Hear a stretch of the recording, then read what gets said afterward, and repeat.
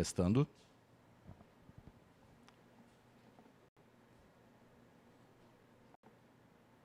Podemos? É a nossa primeira sessão virtual, estamos aqui fazendo ao vivo, e ao vivo sempre dá algum trabalho.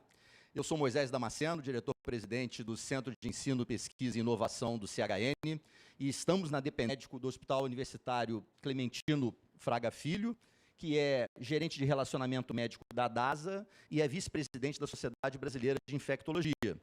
E vamos conversar aqui sobre o assunto do momento, não só no Brasil, mas no mundo, que é Covid-19. Eu vou passar a palavra para o Alberto Chebab, para que ele possa fazer uma apresentação em torno dos 30 minutos, e depois vamos abrir para perguntas, onde eu e Márcia Garnica, infectologista do CHN, estaremos aqui conduzindo uma conversa com ele. Aqueles que quiserem fazer pergunta têm a possibilidade de interagir pelo Face, e aqueles que fazem parte do grupo de Zap de Sessão Clínica, CHN, poderão fazer perguntas pelo grupo de Sessão Clínica. Peço apenas alguns segundos para que Alberto Chebab se posicione e começaremos. Uma boa... Bom dia, pessoal. Então, é um prazer estar aqui virtualmente com vocês, né, nessa nova forma de interagir, de se comunicar. A gente vai falar um pouquinho sobre essa epidemia, né, na realidade sobre essa pandemia, dessa doença, da Covid-19. Né. Eu vou dar uma breve introdução sobre o vírus. Eu acho que a maior parte da história vocês já conhecem, né? Então, os coronavírus, eles são uma família de vírus que apresentam essas espículas aqui na superfície, né? Então, por isso que vem o nome corona, né? Porque ele parece uma coroa. E são 6 cepas, eram 6 cepas conhecidas até esse ano. 4 delas já há bastante tempo conhecidas, né, que causam síndrome gripal. Esses 4 são muito prevalentes, né, e mais ou menos 1/3 das síndromes gripais são causadas por esses 4 vírus, normalmente sazonais, né, que a gente tem. E a gente tem dois vírus que são de origem sazonal. Zoonótica, né? E que causam doença fatal. O primeiro que foi descrito foi em 2002, o vírus da SARS, né? Que apareceu na China, derivado da civeta, que é um gato selvagem, né? E ele foi controlado, a gente teve essa epidemia em 2002, 2003, e a partir de 2003, então, esse vírus desapareceu.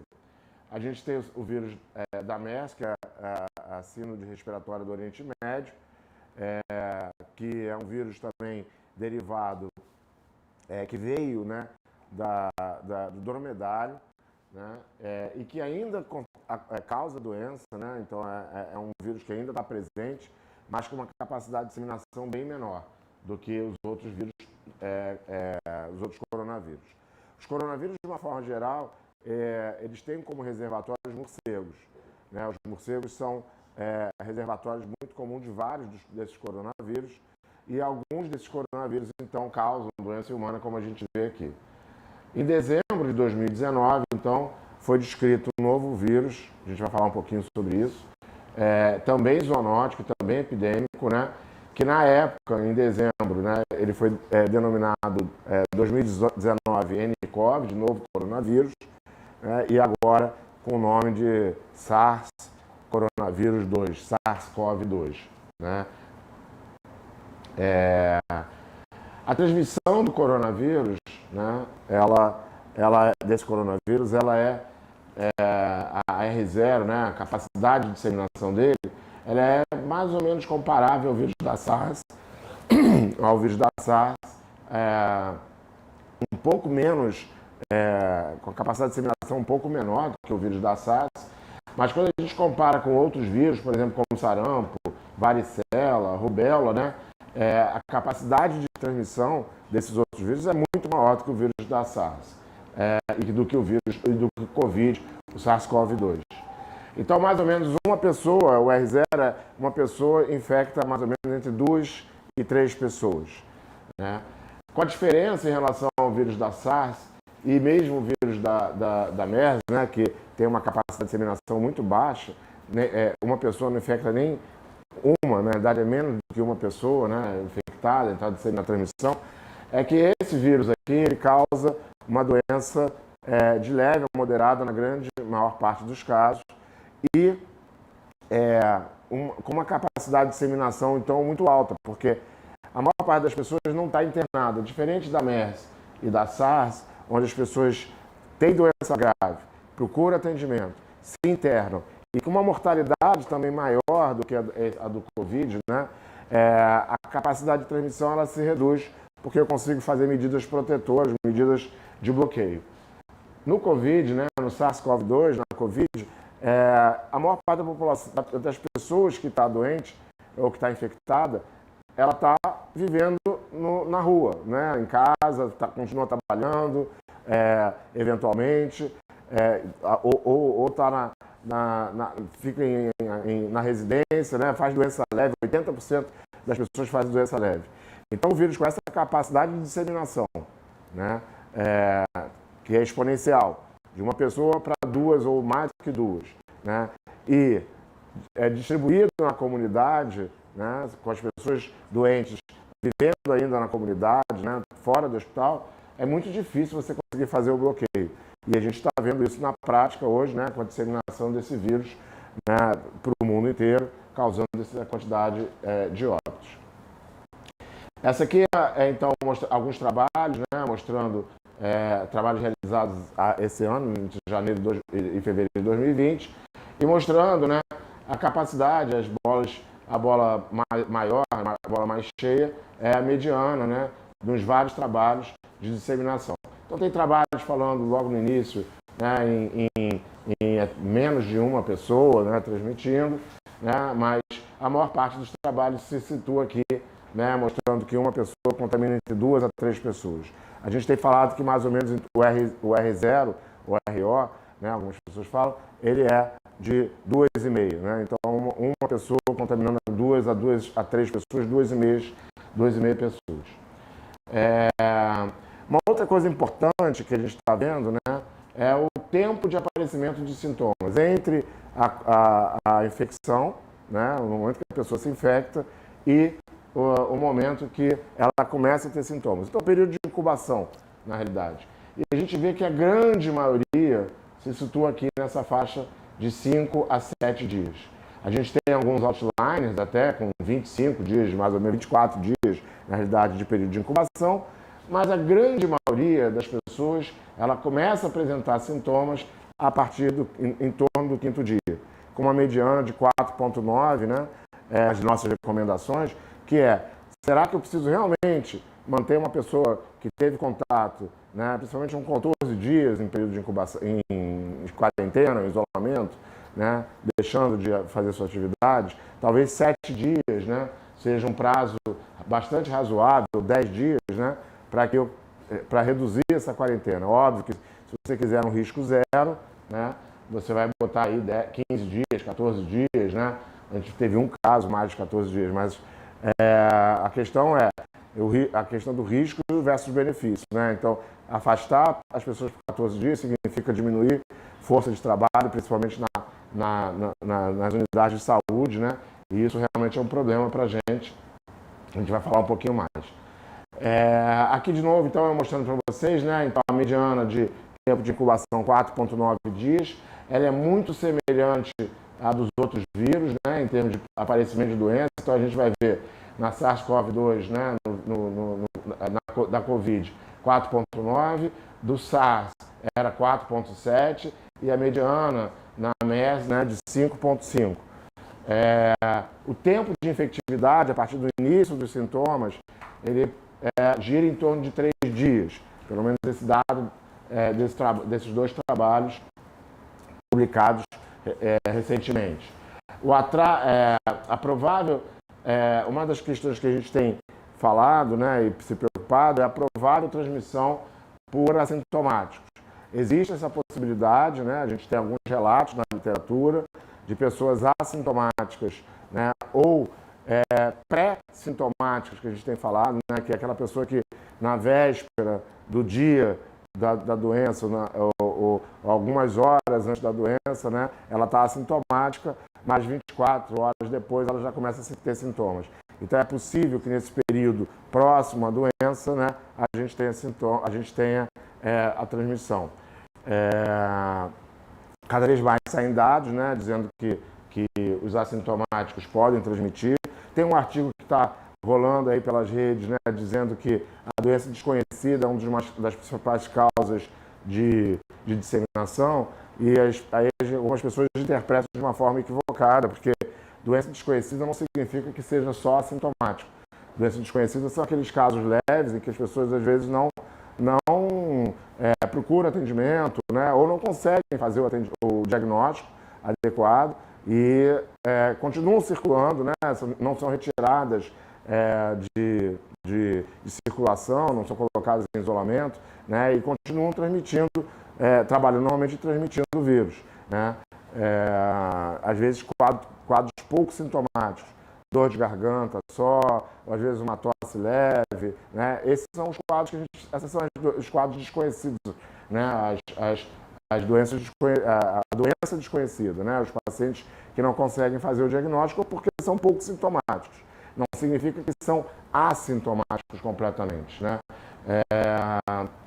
Então, as recomendações, né, baseado nessas evidências todas, é um período de isolamento domiciliar hospitalar de 14 dias do paciente, né, sintomático, né, idealmente o diagnóstico precoce, a busca dos contactantes, né, e a avaliação clínica e isolamento do paciente.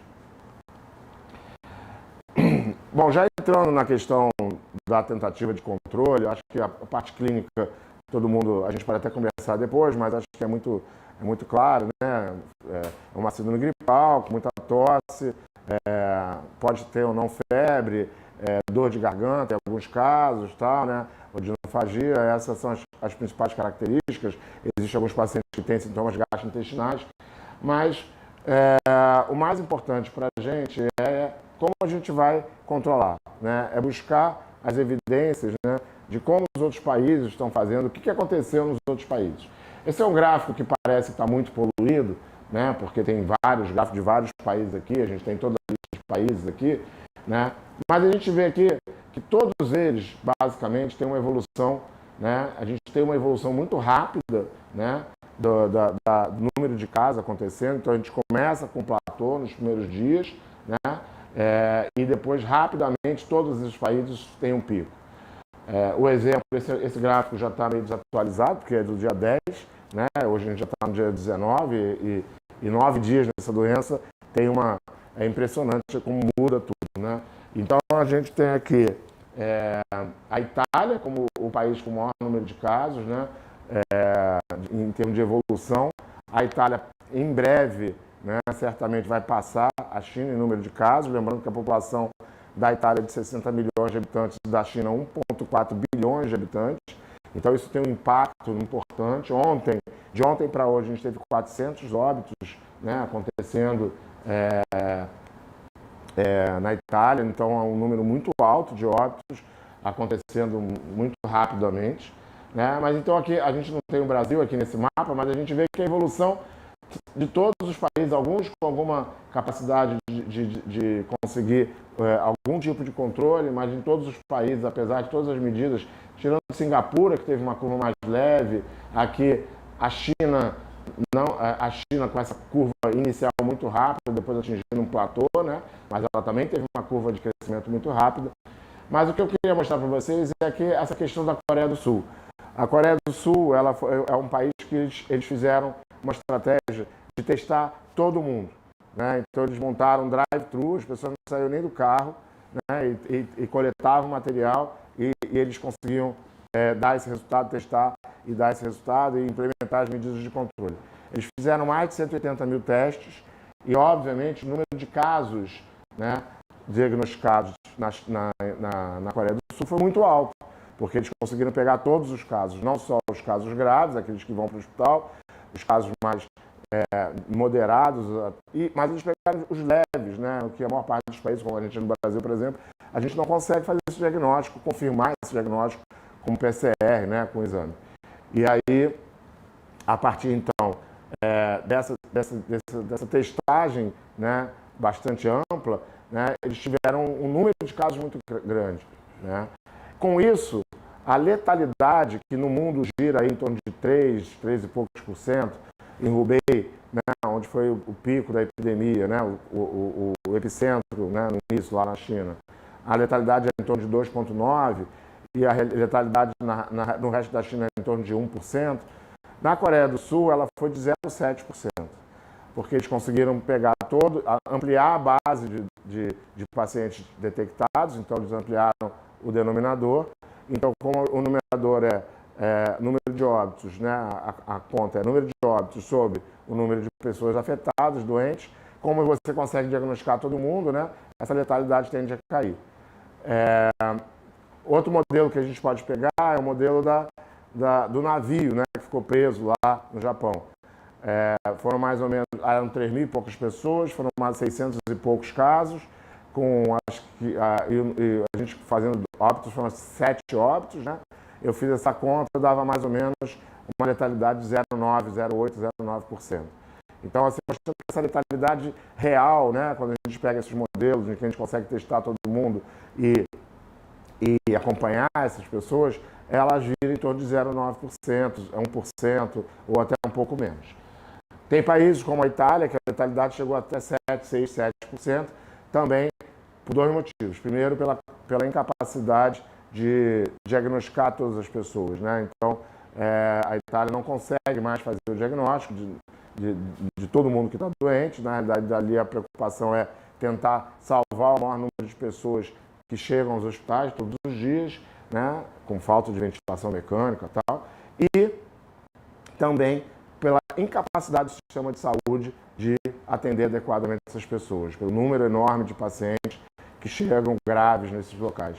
E aí a gente tem, então, uma letalidade muito alta, porque várias dessas pessoas acabam falecendo sem uma assistência médica adequada, inclusive alguns relatos de não ter respirador para colocar as pessoas e ter que escolher quem vai para a ventilação mecânica. Esse é um dado que já está também um pouquinho atrasado, né? Mas é importante para a gente entender a dinâmica da epidemia. Então, a gente tem aqui na linha principal a Itália, né? A partir do primeiro dia, né, do aparecimento da detecção dos casos na Itália, e a gente vê a curva dos outros países, como elas estão em termos de comparação com a Itália, né, de evolução da epidemia, né, alguns dias atrás da Itália.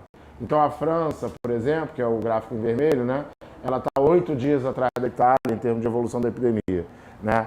Mas você vê que a curva ela é muito semelhante. A Alemanha também 9 dias atrás. Espanha, né, em amarelo, também em torno de 9 dias. A Espanha foi muito afetada, né, com lockdown em algumas cidades, né, em Madrid, por exemplo. Reino Unido, a Suíça, né, e todos eles mostram um incremento de mais ou menos 1/3 de casos a cada dia. Então, a cada dia, você tem 1/3 de aumento da epidemia. O que significa que isso, em 2 dias, você mais que dobra o número de casos, né? E aí, os países vão tomar as medidas para tentar mudar, né, o direcionamento dessa curva. O Brasil está aqui, em azul, né? Esses são dados de alguns dias atrás, de mais ou menos uns 5, 6 dias atrás. E a gente tem uma curva muito semelhante, né, à dos outros países. Então, de novo, a Itália aqui, né, a gente está em torno de, como os Estados Unidos, né, evoluindo mais ou menos como os Estados Unidos, em torno de 11 dias atrás da Itália, né, em termos de evolução de doença.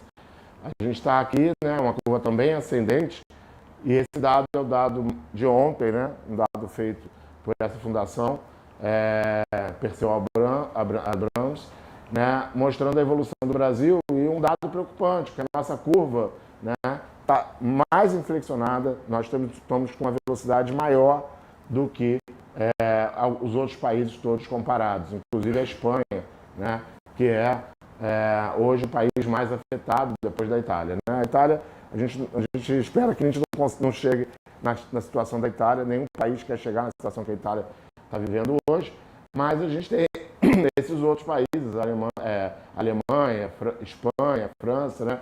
E a gente está numa evolução de epidemia, a gente está bem atrás deles em termos de evolução. Eles começaram antes da gente, né?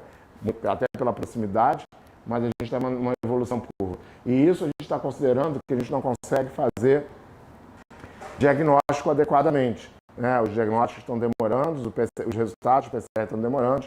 Então, esses números aqui, certamente, eles estão defasados, né? A gente está vendo um retrato talvez de 4, 5, 6 dias atrás, porque mesmo na rede privada, esses exames estão demorando em torno de 4 dias para sair, e na rede pública, esse tempo é até maior em alguns estados. Esse é um mapa que a gente está desenvolvendo lá na UFRJ, em parceria com a Secretaria Estadual de Saúde. A gente não tem como divulgar ele assim na internet, esses dados vão estar online daqui a pouquinho, numa plataforma para todos verem, porque a gente ainda está fazendo os ajustes neles. É um mapa desenvolvido pelo pessoal, pelo grupo técnico que a reitora montou na universidade, que envolve várias áreas da universidade. Então a gente juntou aqui o pessoal que faz a coisa de dados, né, de Big Data, com o pessoal da COP, com o pessoal do Instituto de Matemática, né, e a área médica, né, para desenvolver esse aplicativo de localização, de geolocalização, né, para mostrar em tempo real o que está acontecendo na cidade, até para orientar as tomadas de decisão. E a gente vê, né, que a epidemia está muito concentrada na zona sul do Rio de Janeiro. Isso eram dados de ontem, né, até anteontem, porque esses dados são de ontem de manhã, esse mapa é de ontem de manhã.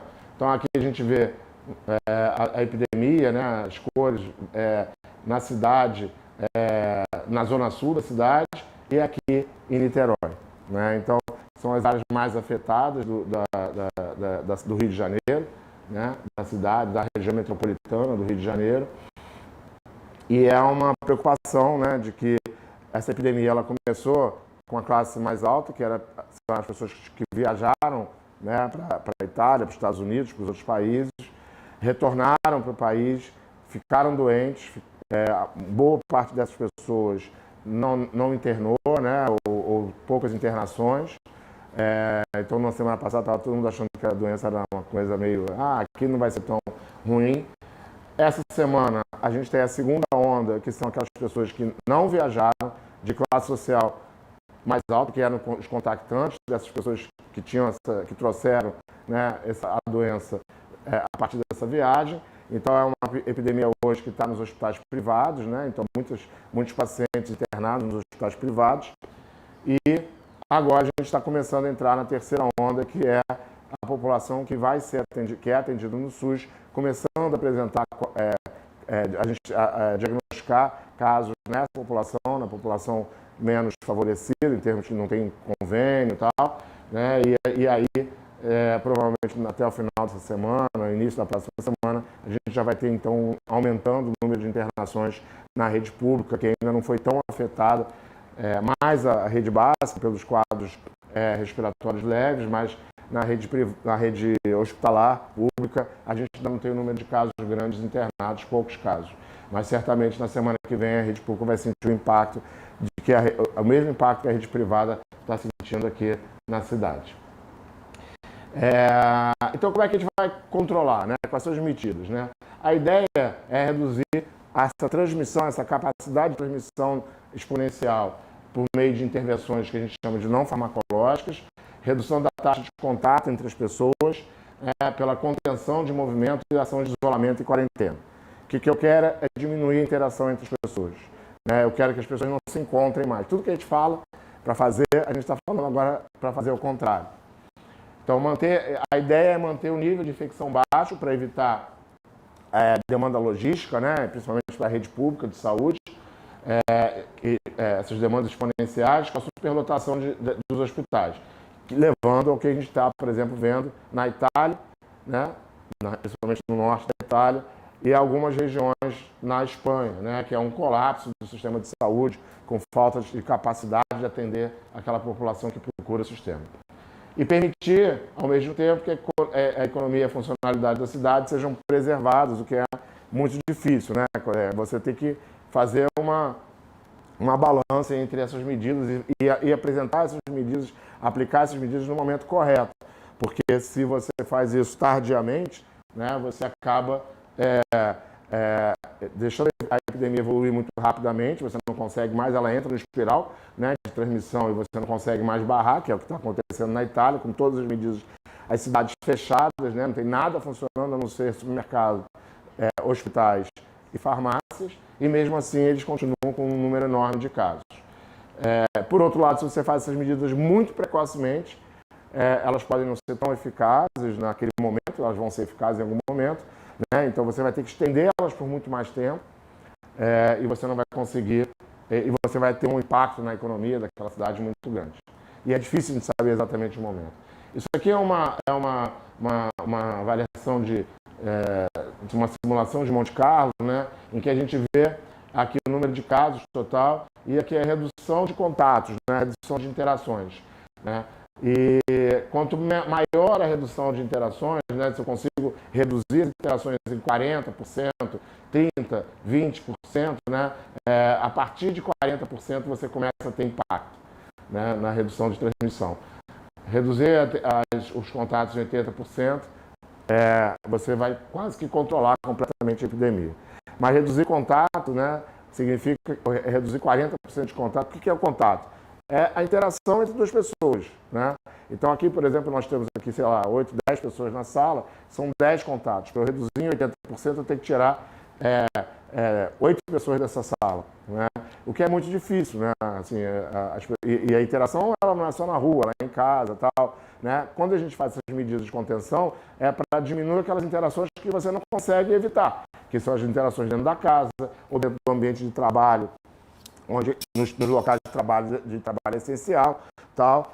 Então a gente vai é mais difícil você conseguir fazer essas interações, essa redução de interação. E aqui, né, isso aqui são projeções, né, de como essas medidas podem impactar. Aqui com dois tipos de R0, né? Um R0 de 2,47, que a gente acredita que é o R0 real dessa epidemia, e um R0 de 3,03. E se você não conseguir reduzir, né, 0% de redução, você não aplica nenhuma medida, né, a sua curva vai subir dessa forma, né, o número de casos você vai ter dessa forma. Isso aqui é exponencial, então 1,5 elevado a 10 a 7. Né? Conforme você vai conseguindo reduzir o número de interações, você vai reduzindo, né, espacialmente esse número de casos.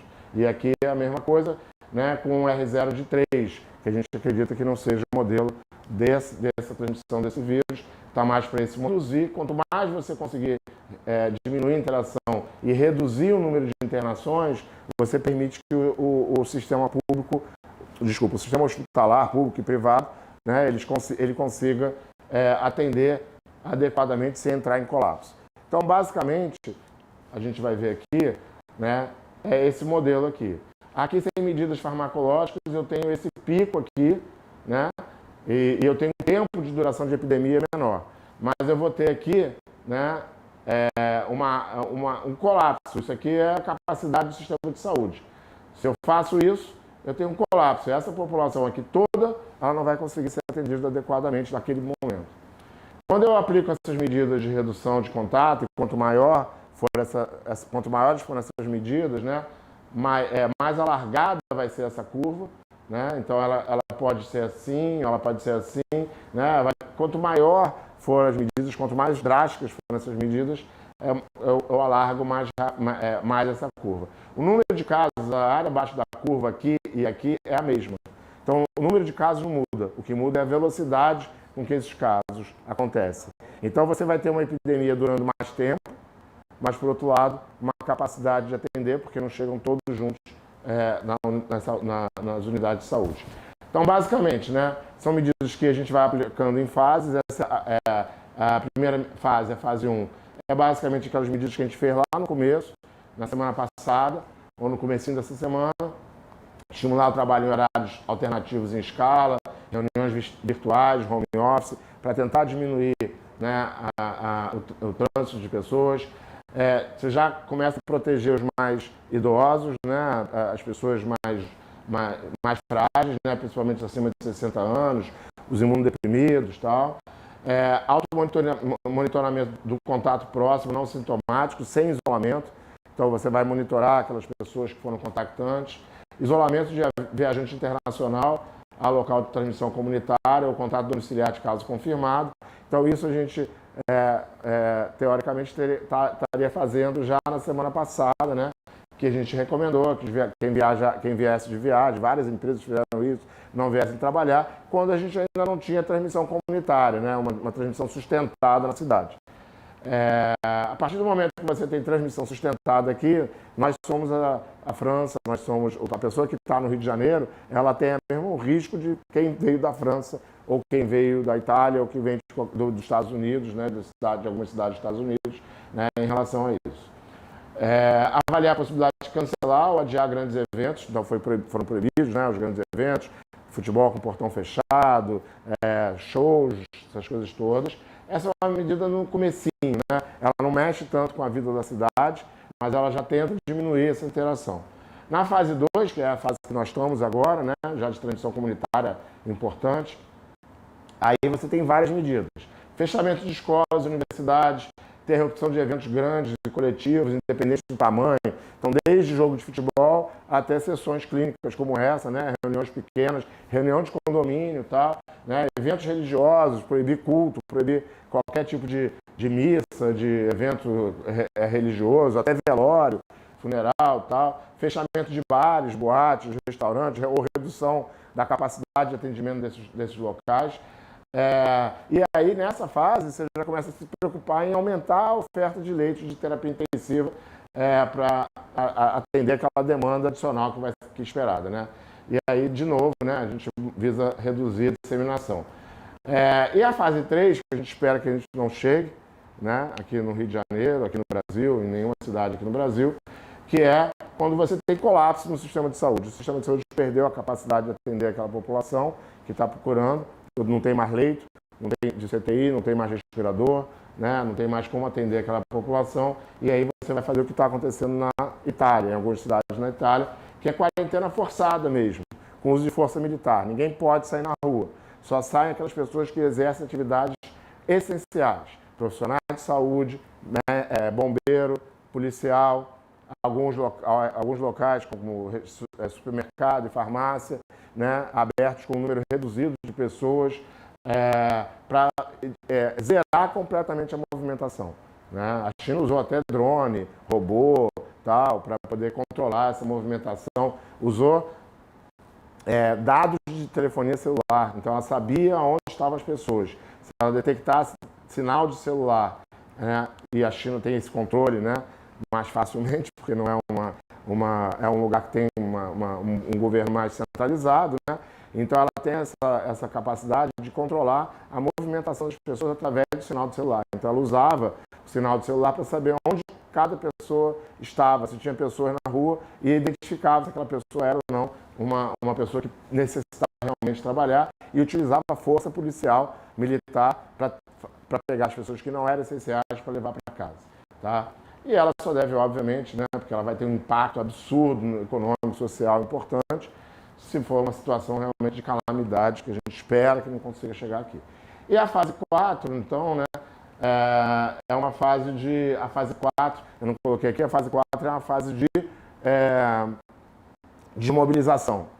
A expectativa da gente aqui no Brasil, no Rio de Janeiro, principalmente, que a gente já está no olho do furacão da epidemia, é que a gente tenha essas fases todas. A gente ainda, provavelmente na próxima semana, início de abril e maio, a gente atinge o pico da epidemia, principalmente abril, né, indo até maio, e a partir de maio começa a cair. Lá para julho a gente começa a fase de desmobilização, que é a fase 4. Final de junho, início de julho, esses dados são muito difíceis a gente antecipar, mas é mais ou menos essa expectativa, e que a gente volte à normalidade a partir de setembro. Então, realmente é uma situação complicada, grave, né? A gente pode conversar sobre outros temas, tem vários outros temas que a gente pode falar, né? Mas as pessoas têm que se proteger, né? Então eu até coloquei aqui: protejam-se, mas façam corretamente, né? Há uma discussão enorme sobre essa questão de máscara dentro do hospital, na rua e tal. E aí, quando a gente usa a máscara dessa forma, isso não vai proteger ninguém, né? A máscara, a pessoa precisa de treinamento, né, para usar máscara. Não é à toa que um profissional de saúde, ele tem que ser treinado para usar máscara. A CCH, a Márcia está aqui, né, faz treinamento diário, né, agora, com as equipes, como é que usa máscara, não pode botar a mão e tal. A população em geral não tem essa capacidade, não sabe, não foi treinada, não tem esse conhecimento, né? Não é a capacidade de entender, mas não tem esse conhecimento. Usa errado e acontece isso. As pessoas deixam de usar o álcool gel, deixam de se proteger porque acham que a máscara está resolvendo tudo e, na realidade, elas estão se contaminando o tempo inteiro, porque essa máscara desse jeito aqui, né? Se tivesse alguém ali transmitindo o vírus, essa máscara estaria contaminada e estaria contaminando o rosto dessas pessoas, a mão das pessoas, né, ao manusear as máscaras. Então, a gente tem esse espetáculo, né, que foi visto ao vivo por todos os brasileiros na televisão ontem. Obrigado, era isso que eu tinha para falar para vocês. A gente pode entrar aqui na discussão.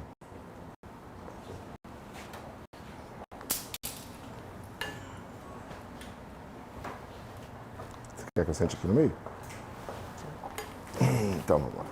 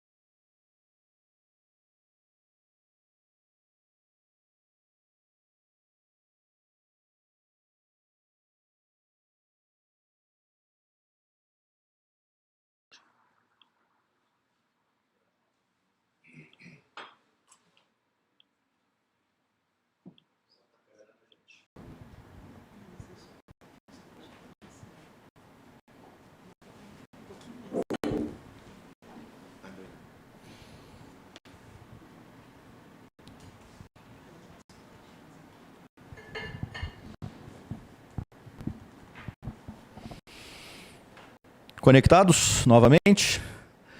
Bem, antes de mais nada, queria agradecer aí. Nós estamos com 156 pessoas nos assistindo nesse momento e está sendo uma gratíssima surpresa para todos nós. Agradecer mais uma vez ao Alberto pela ótima aula. E eu vou passar a palavra agora para a Márcia Garnica, que vai fazer alguns comentários e já algumas perguntas que ela também está recebendo, enquanto eu estarei recebendo perguntas aqui pelo WhatsApp do Grupo Sessão Clínica e também perguntas que estão chegando aqui pelo Face, para que a gente possa estar interagindo aqui com o professor Alberto Chebabo. Márcia. Reparem que nós vamos usar o álcool gel para passar o microfone. Fazer ao vivo é isso mesmo. Bom, primeiro eu queria agradecer ao CHN da gente estar aqui hoje discutindo o assunto que é o assunto mais importante de qualquer pauta, tanto da área da saúde, econômica, educacional, etc. E assim, a gente recebe você com muito prazer, Alberto. O Alberto hoje faz um trabalho muito ativo dentro da Sociedade Brasileira de Infectologia e hoje, sem um trabalho nesse sentido, a gente com certeza não estaria no momento que a gente está, um momento tenso, mas efetivamente com várias medidas bem interessantes. Alberto, temos várias perguntas, eu vou começar com algumas e depois Moisés vai me passando. Então, um pouquinho sobre teste diagnóstico, né? Houve uma mudança da recomendação, na verdade o Brasil está usando hoje uma recomendação diferente, a gente entende, como você bem disse, que a gente tem que, temos recursos que não são contínuos, são escassos,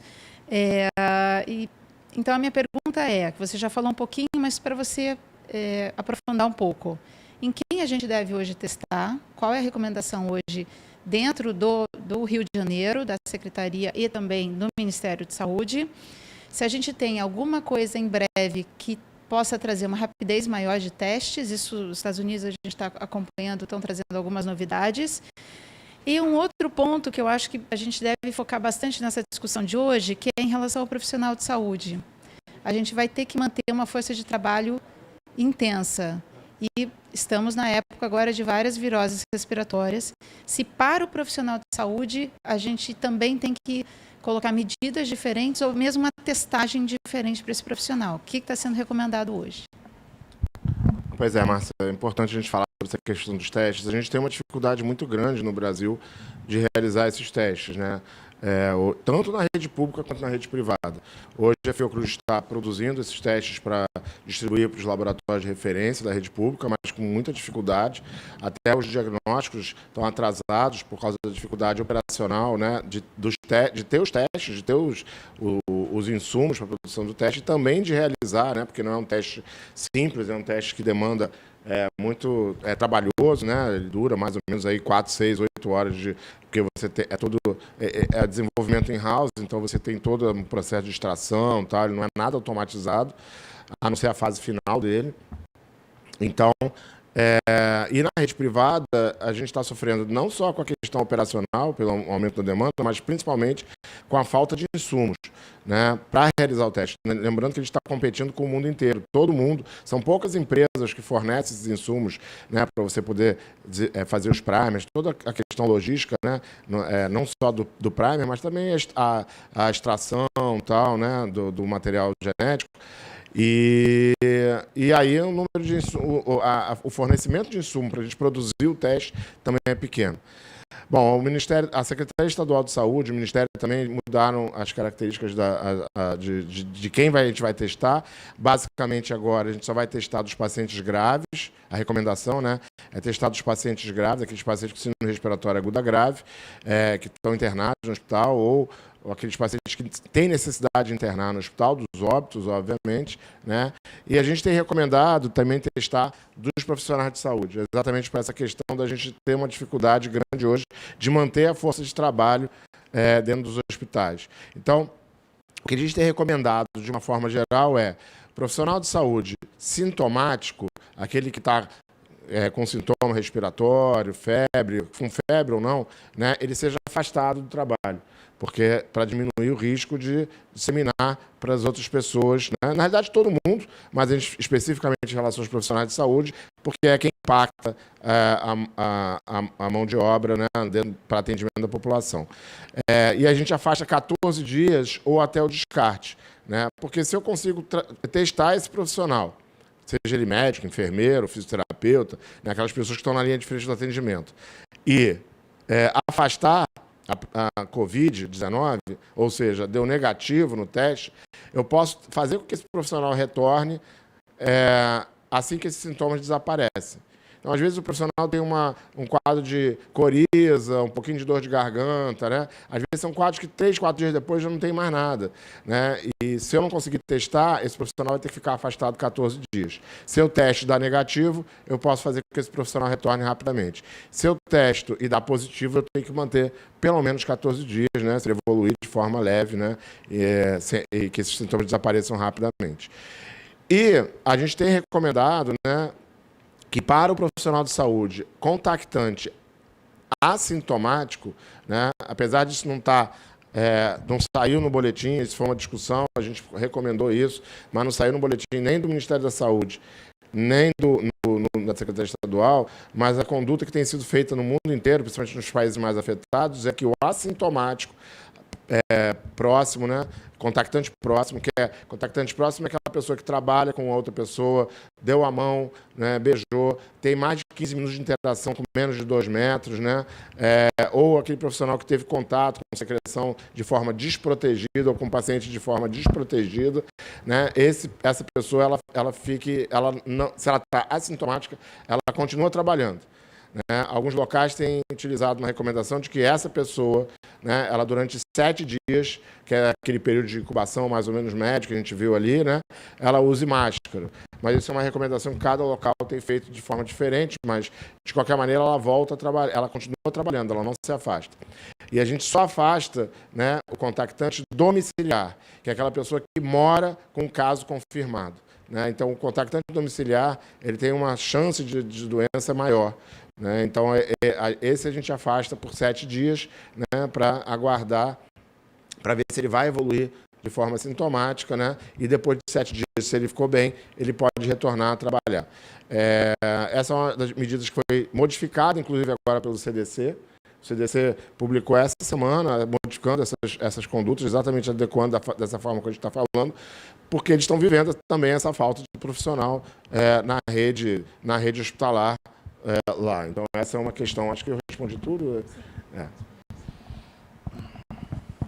Bom, Alberto, você acabou de citar aí uma situação, nós estamos com o colega Paulo Furtado, que está justamente afastado por conta de familiar com suspeita, e ele mandou uma pergunta em relação à logística mesmo, relativa a funcionários de trabalho. Quando você diz em afastar o funcionário da saúde sintomático, a gente leva em conta apenas os sintomas gripais ou tem que ter febre também associada? Essa é a primeira pergunta, vou já te colocar mais duas.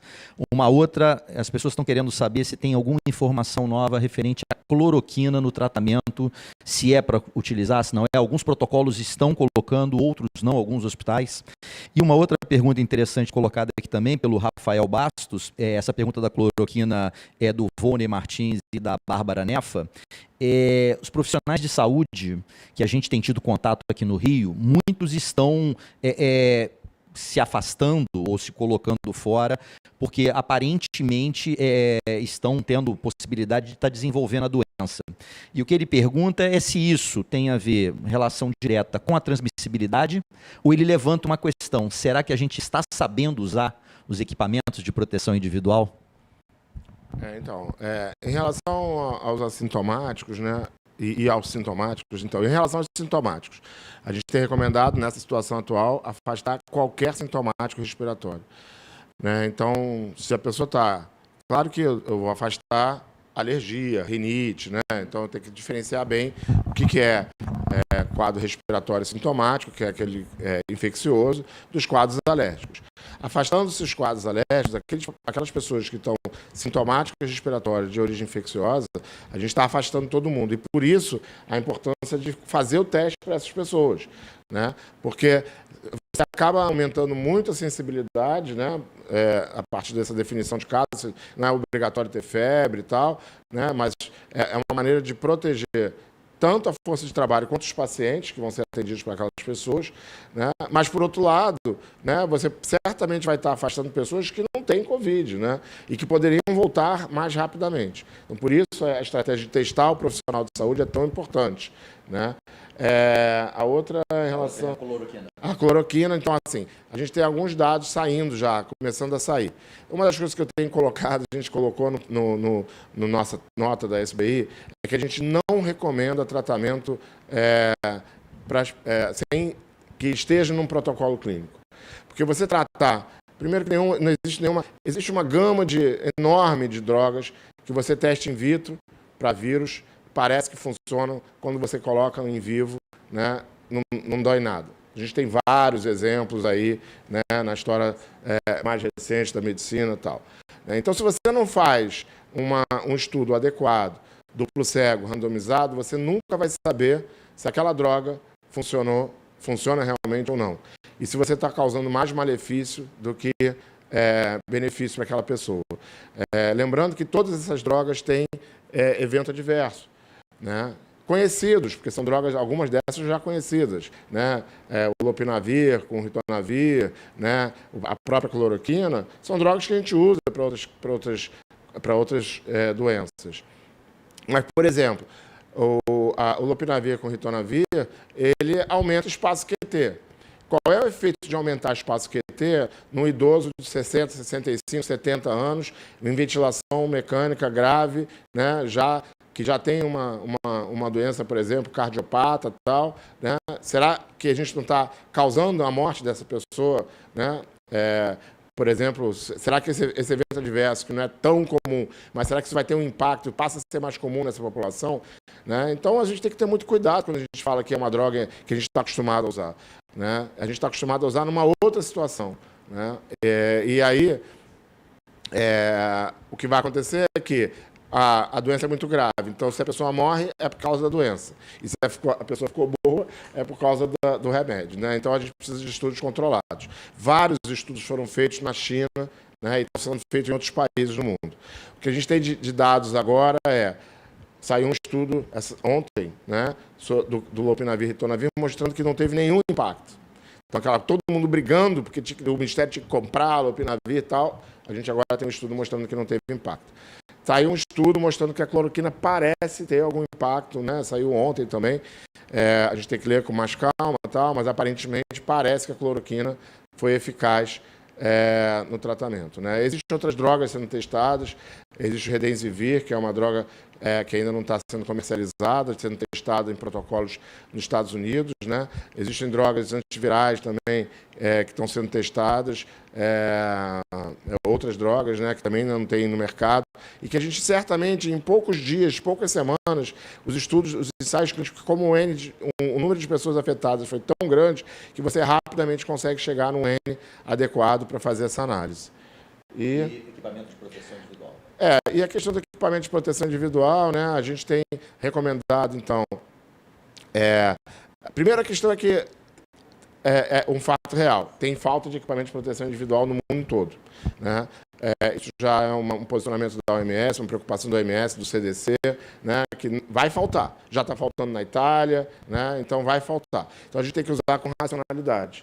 E o que a gente está fazendo agora é determinar situações onde cada um desses equipamentos precisa ser usado. Então, a máscara N95, por exemplo, ou PFF2, né, a gente só recomenda realmente utilizar nos procedimentos que gerem aerossol. Então, aquele paciente está nebulizando, na hora da intubação orotraqueal, do paciente sintomático respiratório, na coleta do suave nasofaringe, orofaringe, né, que você pode gerar aerosol. Nas outras situações, a máscara cirúrgica é suficiente. E também a gente não está recomendando, a não ser que seja uma pessoa que está se expondo o tempo inteiro, o uso direto da máscara. Por causa exatamente daquilo que eu mostrei para vocês. Mas quando você começa a usar a máscara por muito tempo, você acaba esquecendo, né, e colocando a mão, se contaminando e tal, e a própria máscara perde eficácia. Então, obviamente, os profissionais que estão, às vezes, numa unidade de emergência, atendendo direto, numa unidade que está triando os sintomáticos respiratórios, aquela pessoa vai acabar usando a máscara mais tempo e, eventualmente, até usando a N95, porque ela está o tempo inteiro ali, né, atendendo. E aí, cada CCH de cada hospital vai ter que avaliar a situação e fazer os protocolos. E a outra questão, que é uma discussão que não tem consenso, é quanto tempo dura a N95. Eu tenho que descartar cada uso? Isso é impossível nesse momento. Se a gente fizer isso, vai acabar, a gente não vai conseguir trabalhar nas próximas 2, 3 semanas, o estoque vai acabar. Então, a gente está tentando medidas, né, para tentar prolongar a vida dessa máscara N95. Bom, continuando um pouco, a nossa plateia é muito diversa, a gente tem especialistas de diversas áreas, é multiprofissional também. Então, queria que você comentasse um pouquinho sobre recomendações específicas de cenários específicos do paciente. Então, falando um pouquinho dos grupos de risco, com uma evolução que a gente já sabe que é pior, ou provavelmente é pior, em cima dos dados da China. Se existe alguma recomendação específica para algum grupo específico, e já emendando nessa fala também sobre medicação concomitante. O que a gente já sabe, qual a orientação, por exemplo, para o cardiologista hoje do uso de inibidor do IECA, corticoide, e também os antitérmicos, né? O que tem hoje e tentar focar um pouquinho nesses grupos de maior risco. Então, em relação aos grupos de risco, né, a gente tem os dados da China, né, de que a mortalidade ela foi maior nos que têm acima de 70 anos. Acima de 60, ela começa a crescer. Ela foi mais ou menos a mediana, né, lá na China, em torno de 2%, entre 2% a 3%. Nos acima de 60 anos, ela começa a subir. Nos acima de 70 anos, ela chega em torno de 8%. E nos que têm mais de 80 anos, ela chega a 15% de letalidade. Além disso, nos mais jovens, né, morreram mais aquelas pessoas que tinham comorbidades, doença cardiovascular, diabéticos graves, doença hipertensiva grave descompensada e doença pulmonar grave, né, pneumopatia grave. Então, essas são as pessoas que aparentemente são de maior risco, né? O imunodeprimido também, né? A gente não teve lá na China nenhuma dado de aumento de mortalidade ou de teratogênese nas gestantes, então as gestantes aparentemente a Covid ela não tem um impacto muito grande sobre as gestantes. Então, essa população é a população mais frágil, que a gente deve proteger com mais intensidade. A gente tem feito medidas protetoras para essa população, principalmente para os idosos mais frágeis, acima de 70 anos, né? Protegendo e colocando eles com um isolamento mais intenso, né? A outra coisa que você me perguntou, em termos de medicamentos, né? Tem um trabalho, tem um dado, né, que foi publicado, mostrando que o vírus ele usa a enzima angiotensina 2, né, como uma porta de entrada, aumentando a gravidade da doença nesses casos. E aí, a partir daí, isso é uma hipótese, né? E aí, a partir daí, seriam várias pessoas falando que não é para usar inibidor da ECA para hipertensão, tal. E a gente tem que lembrar que os inibidores da ECA para tratar a hipertensão são as medicações de primeira linha, mais utilizadas no mundo e as que, no nosso caso, as mais baratas e, no nosso caso, as que tem no SUS, de graça. Então, o impacto de se tomar uma medida dessa, né, de dizer que não é para usar, vai causar muito mais doença, muito mais possibilidade de causar mortalidade até, do que a própria doença. E a gente não tem essa certeza toda sobre isso. Já em relação aos antitérmicos, né, o ibuprofeno, os anti-inflamatórios, mas principalmente o ibuprofeno, que a gente usa para febre, né, a gente tem recomendado não usar. Saiu até ontem uma recomendação da OMS, anteontem, uma recomendação da OMS de evitar o uso, porque aí sim, a gente tem outras opções que são muito seguras, né, e que a gente está acostumado a usar. Então, até ter mais evidência, evitar o uso de ibuprofeno para controle de febre. Então, você pode usar paracetamol, pode usar dipirona, né, adequadamente. São medicações que têm atividade que a gente já está acostumado a utilizar. Também são baratas, até mais baratas e mais fáceis de se achar, de se comprar. Então, a gente tem recomendado realmente que o ibuprofeno seja deixado para uma segunda possibilidade, até que a gente consiga realmente identificar se essas drogas vão ter impacto. Respondi tudo? Tem mais algumas perguntas aqui, Alberto. Tem um colega médico que pergunta uma situação bem específica. Médico de 70 anos, hipertenso, em uso de valsartana, saudável. Ele deve atender no serviço de emergência?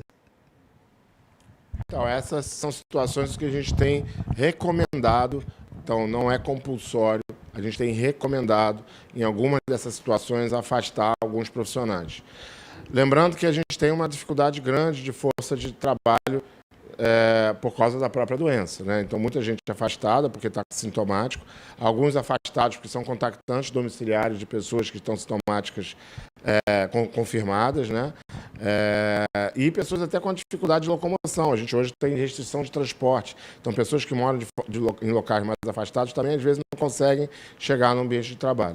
Então, se a gente faz uma recomendação muito restritiva para todo mundo, né, a gente não vai conseguir atender a população.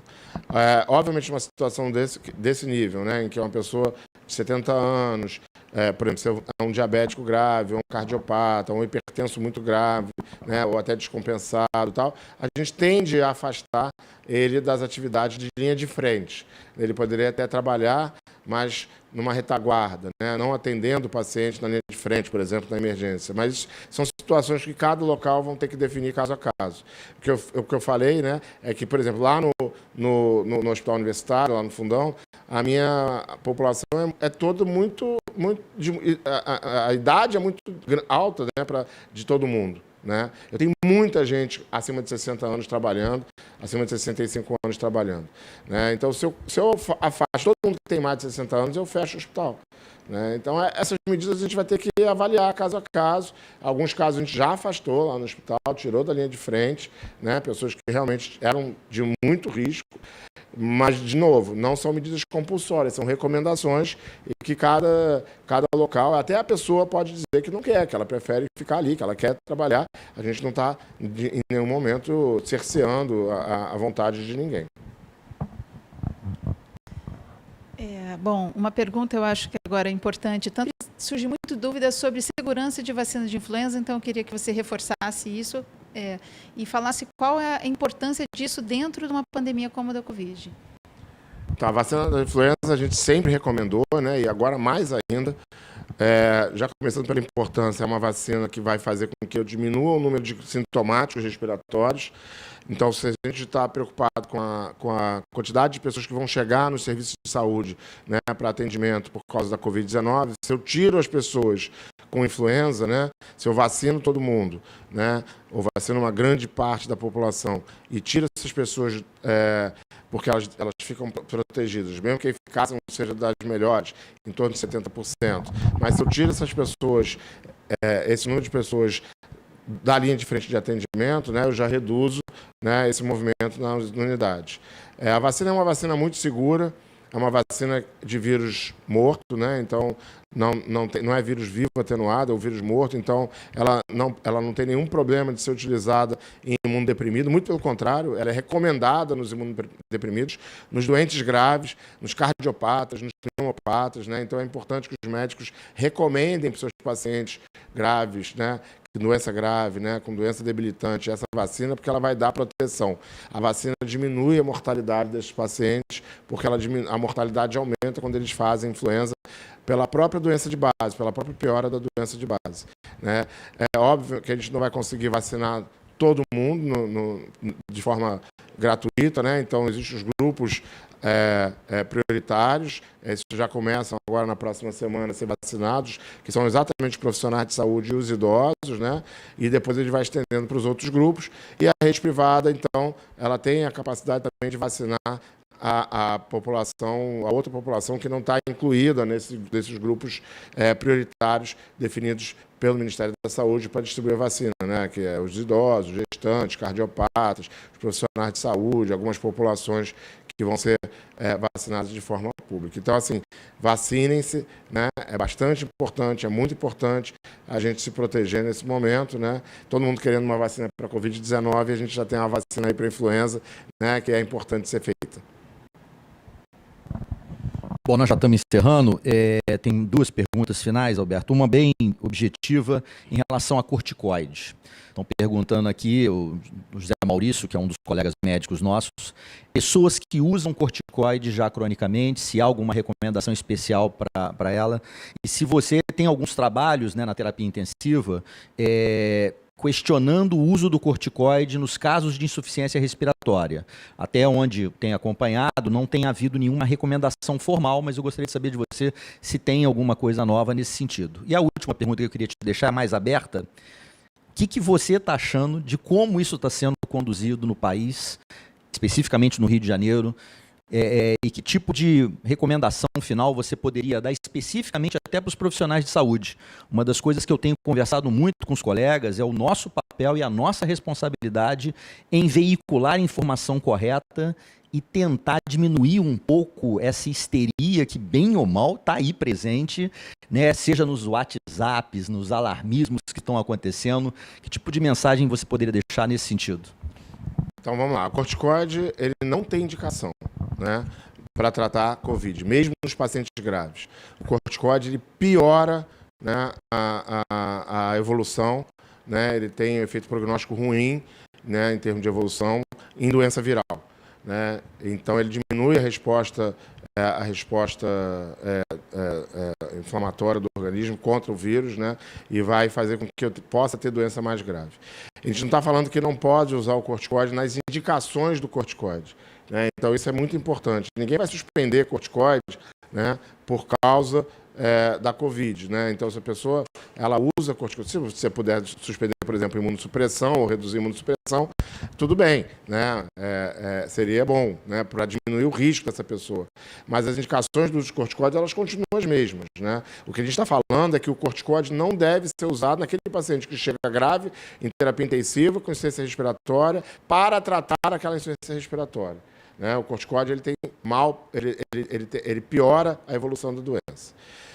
Outra coisa que eu acho importante dizer também é que a gente teve uma reunião semana passada lá em Brasília e tinha alguns representantes de outros países para falar da experiência. Um deles era o André Calil, que algumas pessoas já conhecem, né? O André é um brasileiro, ele é de lado de Porto Alegre, que mora em Nebraska. Ele é um dos infectologistas responsáveis em Nebraska. O Hospital de Nebraska é o centro de referência nos Estados Unidos para essas doenças de transmissão e doença, guerra biológica, tal, né? Eles têm nível de interação, eles receberam os pacientes com ebola, foram eles que conseguiram controlar aqueles casos secundários que tiveram de ebola nos Estados Unidos, né? E eles têm bastante casos lá, ele veio falar de experiência, e a experiência dele foi, eu perguntei, vocês usaram antibiótico, por exemplo, pra quando o doente chegava grávida, desse tipo? Ele falou, em nenhum caso eu precisei usar antibiótico.